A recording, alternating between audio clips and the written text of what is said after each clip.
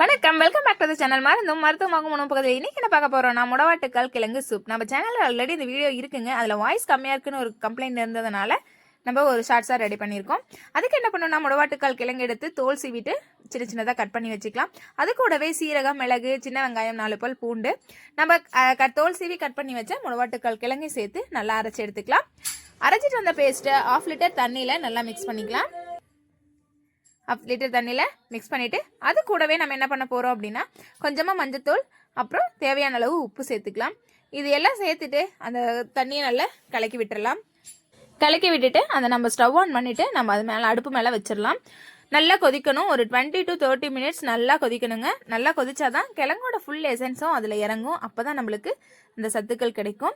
4000 நோய்களுக்கு அருமருந்தாக இருக்க அந்த முடவாட்டுக்கால் கிழங்கு நம்ம ரெகுலராக எடுத்துக்கும் போது நம்மளோட மூட்டு வலி, கை கால் வலி, இடுப்பு வலி எல்லாமே சரியாகுங்க.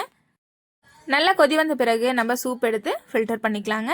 ஃபில்டர் பண்ணி குடிக்கலாம், அப்படியேவும் குடிக்கலாம். வெங்காயம், பூண்டு இதெல்லாம் போட்டிருக்கறனால நம்ம வாயில சிக்குங்கிறதுனால நான் ஃபில்டர் பண்ணி எடுத்துக்கலாம்.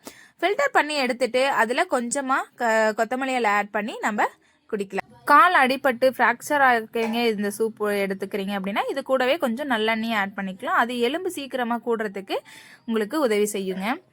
உங்களுக்கும் முடவாட்டுக்கால் கிழங்கு முடவாட்டுக்கால் சூப் பொடி தேவைப்படுது அப்படின்னா கொல்லிமலை நேச்சுரல்ஸ் வெப்சைட்டில் ஆர்டர் பண்ணி வாங்கிக்கலாம். டிஸ்கிரிப்ஷனில் வாட்ஸ்அப் நம்பர் இருக்குது, நீங்கள் அதில் கான்டாக்ட் பண்ணி கூட வாங்கிக்கலாம்.